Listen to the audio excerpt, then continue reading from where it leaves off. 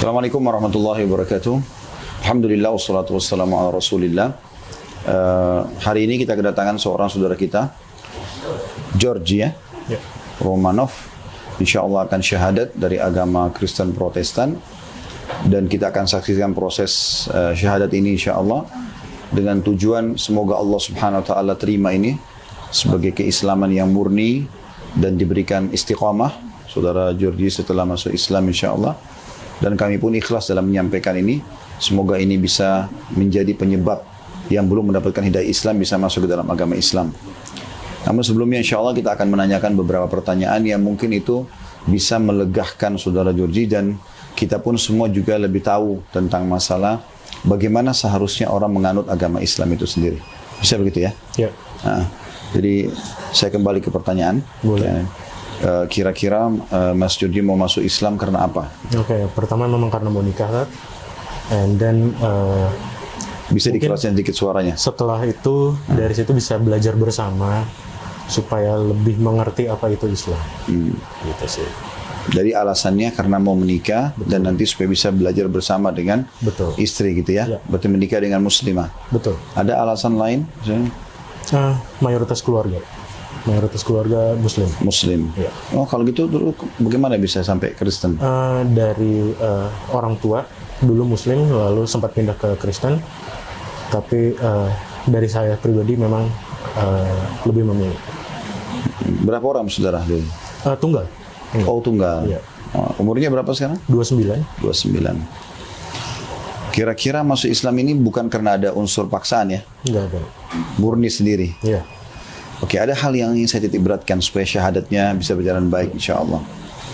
Kalau masuk Islam karena ada unsur tadi masalah mau menikah, atau mungkin ada unsur ekonomi, atau mungkin ada unsur politik karena takut butuh keamanan, atau apapun sifatnya, maka saran saya itu dinomor duakan.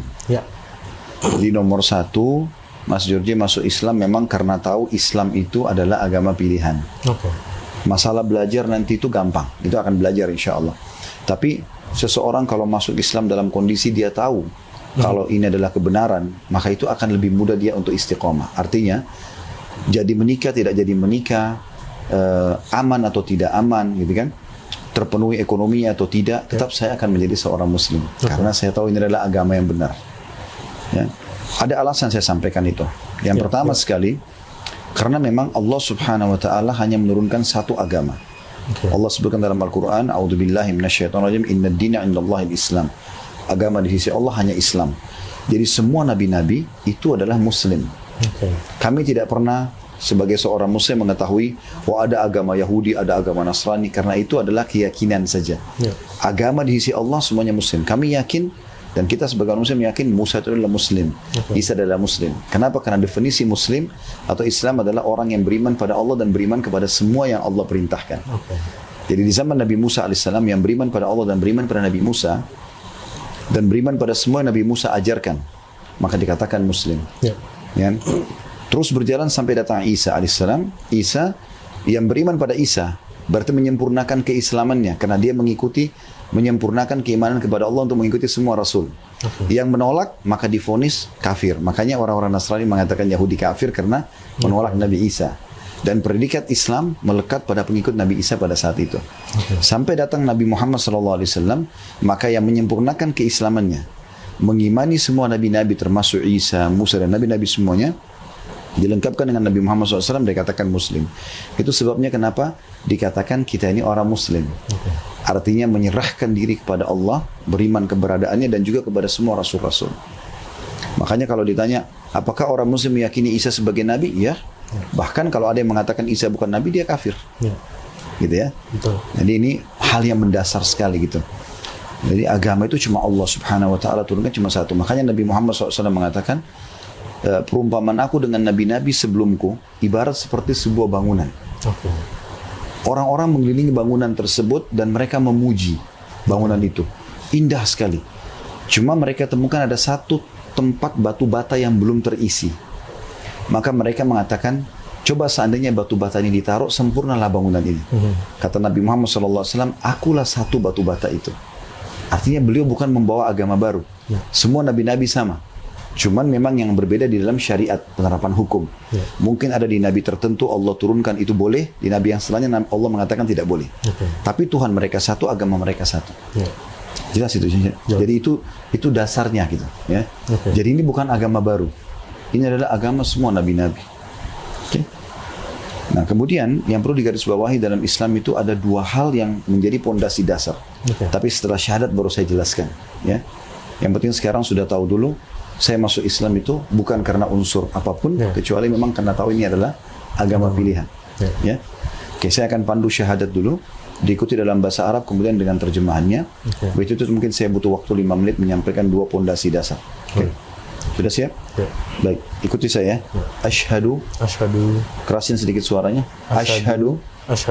Allah ilaha illallah wa asyhadu anna Muhammadan Rasulullah. Saya bersaksi tiada Tuhan yang berhak disembah kecuali Allah. Dan saya bersaksi bahwasanya Muhammad benar-benar hamba juga utusannya. Alhamdulillah. Jadi dengan syahadat seperti ini, Mas Ujo sudah dianggap sebagai seorang muslim. Dan ini menandakan juga bahwasanya masuk Islam bukan hal yang sulit. Mudah sekali. Oke, kita akan tutup insya Allah dengan dua pondasi dasar yang harus diketahui. Dan inilah Islam. Ya. Jadi kalau selama ini Mas Ujo mungkin ada persepsi tentang Islam itu berat atau sulit atau apa, itu perlu diperbaikin. Jadi berlanjut dari pondasi ini, Mas Ujo akan paham, oh Islam itu ini sebenarnya.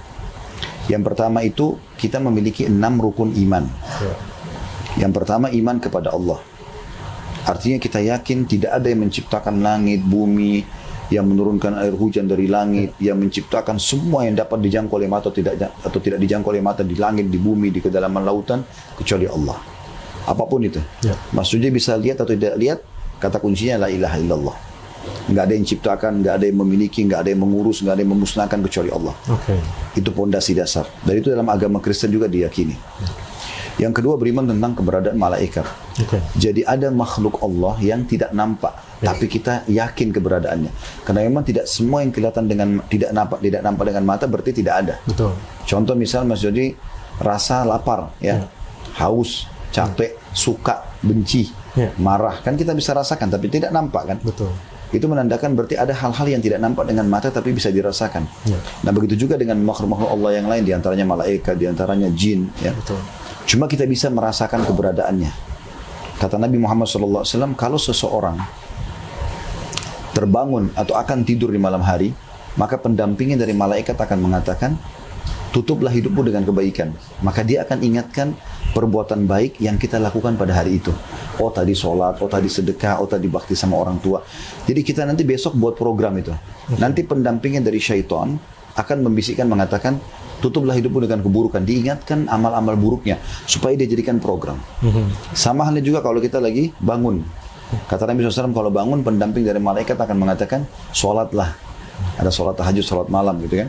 Syaitan akan mengatakan tidurlah malam masih panjang. Nah tinggal kita mau ngikutin yang mana. Setiap bisikan ke arah kepada syariat Allah, kepatuhan pada satu perintah atau meninggalkan larangan itu berarti dari malaikat. Setiap hal yang buruk yang memerintahkan pada keburukan, pelanggaran berarti dari syaitan. Begitu aja simpelnya.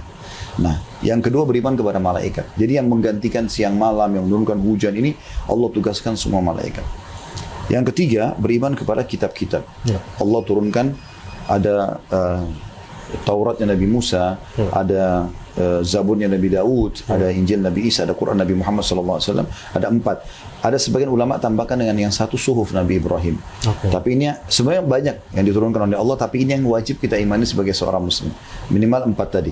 Taurat Nabi Musa, Zabur Nabi Daud, Injil Nabi Isa, Quran Nabi Muhammad SAW. Jadi ini satu rangkaian gitu. Dan yang keempat beriman kepada Rasul-Rasul. Allah mengutus sekian ribu Nabi. Tapi yang wajib kita imani sebagai seorang muslim 25 Nabi dan Rasul. Itu aja yang kita tahu namanya, pelajari. Karena tidak semuanya kita pelajari. Mulai dari Nabi Adam, Idris, Hud, Saleh, Shu'aib, sampai akhirnya Nabi Muhammad SAW. Kemudian yang kelima beriman kepada hari kiamat. Dari prosesi kematian, masuk ke kuburan, alam barzah, kemudian sampai ke hari kebangkitan, hisab amal baik, amal buruk, lalu kemudian surga dan neraka. Ini kita yakini. Kemudian yang terakhir, yang keenam adalah takdir baik dan takdir buruk. Apapun yang kita suka, Allah tentukan. Yang kita tidak suka juga Allah tentukan. Maka kalau ada yang suka, kita bersyukur. Yang kita tidak suka, kita bersabar. Itu sederhananya. Nah, ini pondasi pertama. Pondasi kedua adalah bagaimana Mas Georgie mengaplikasikan dalam kehidupan kepatuhan kepada Allah. Pertama syahadat, 2 kalimat syahadat ya, tadi yang sudah disebutin itu. Kemudian yang kedua 5 waktu sholat. Nah, banyak orang yang pada saat mau masuk Islam, ditanya kenapa orang Islam banyak sholatnya. Kadang-kadang begitu, salah satu penjelasannya. Maka perlu kita jelaskan, sholat 5 waktu ini hanya membutuhkan per satu sholatnya 10 menit. Itu maksimal. Ya, 10 menit sudah cukup. Kita punya 5 waktu sholat, subuh, duhur, asar, maghrib, isya. Subuh 2 rakaat, duhur 4 rakaat, asar 4 rakaat, maghrib 3 rakaat, isya 4 rakaat. Ini 5 waktu sholat ini kalau kita hitung 10 menit per satu sholat, berarti 50 menit. Sehari kita punya 24 jam. Berarti kalau diambil 50 menit saja masih ada 23 jam plus 10 menit yang bisa dipakai untuk aktivitas yang lainnya. Makan, tidur, bekerja dan segala macam. Jadi sebenarnya ini bukan beban, tapi ini absensi. Bagaimana kita absen kepada Allah, Tuhan. Ini saya hadir. Makanya dipanggil pada saat azan, hayya 'alas shalah, hayya 'alal falah. Ayo menuju kepada salat, ayo menuju kepada kemenangan. Jadi ini kita kerjakan untuk absen. Dan di antara salat dengan salat pembersihan dosa di antaranya. Yang ketiga zakat. Harta dikeluarkan dari orang kaya kepada orang miskin. Dan itu ada syaratnya 2. Haul, masa setahun harta tersimpan. Dan nisab kadar minimalnya harta itu. 85 gram emas. Kalau terjangkau dikeluarkan 2,5%-nya. Diberikan kepada orang-orang miskinnya. Ya. Kemudian yang keempat adalah puasa Ramadan. Puasa Ramadan ini maksudnya puasa dalam 1 bulan. Ini juga kadang-kadang orang jadikan beban. Oh, 1 bulan berpuasa, apa nggak lapar, apa nggak haus? Nah, mereka nggak paham. Jadi tubuh kita ini, Mas Georgie, kalau tubuh kita ini mesin rusak. Kenapa? Karena kita makan panas, pedas, asam, asin, segala macam manis kan. Dan kalau kita tidak istirahatkan, tidak diservis di sana, maka tentu akan jadi masalah. Sebenarnya 11 bulan kita dibolehkan untuk makan, minum dan segala macam. 1 bulan ini diistirahatkan. Ibarat seperti mobil diservis. Kalau sudah keluar dari tempat servis bengkel, gasnya diinjak sedikit saja sudah bagus. Suaranya jadi nggak meraung segala macam. Nah itu seperti itu sebenarnya puasa. Puasa itu sedang mengerok sisa-sisa makanan dan segala macam karena kita lagi terapi untuk itu. Ya. Jadi usus mengecil kembali, jadi sehat. Jadi puasa itu sebenarnya kesehatan, bukan beban gitu. Apalagi kita cuma disuruh tidak makan dari habis subuh sampai maghrib. Setelah itu kita boleh makan. Kemudian yang terakhir haji. Ke rumah Allah di Mekah dengan ada tata cara sendiri, itu nanti ada penjelasannya insya Allah. Tapi ini bagi yang mampu, sekali seumur hidup. Nah kalau kita lihat kelima rukun Islam, pondasi kedua ini sebenarnya semuanya ringan. Syahadat tadi sebentar, kurang dari setengah menit selesai. Kan? Tinggal bagaimana kita meyakini la ilaha illallah itu benar, tidak ada Tuhan yang berhak disembah kecuali Allah, dan mempelajari Muhammad SAW sebagai utusan Allah. Terus 50 sholat sudah saya jelaskan tadi. Dari 24 jam cuma 50 menit. Zakat setahun sekali. Dan bagi yang mampu. Juga memenuhi syarat.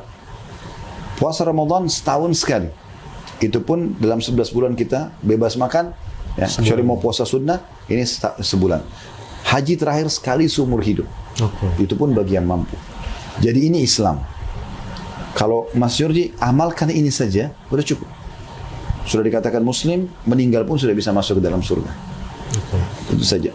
Dan insya Allah kedepannya nanti ada Akh Imran, kita ada Mu'allaf Care, bisa bergabung untuk belajar. Nanti insya Allah sama istri, kalau ada keluarga, ada teman yang mau diajak, kita ada pengajian rutin. Habis ini juga ada pembagian buku, bisa dipelajari. Saya sangat berharap Mas Georgie setelah masuk Islam ini, insya Allah lebih mencintai agama ini sebagai sebuah panduan hidup. Jadi bukan tadi karena ada unsur pernikahan, itu nanti di nomor 2 kan. Ya. Karena sudah muslim, saya juga mau selamat untuk saya nikah dengan seorang muslim, akan itu gitu. Ya, oke. Itu insya Allah yang saya sampaikan.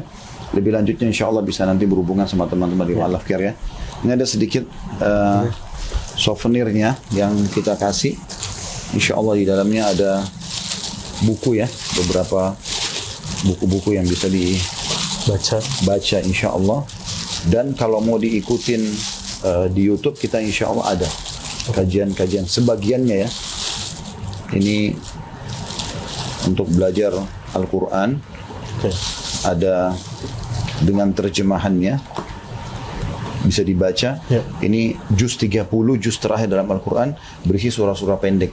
Lebih simpel untuk bisa diketahui.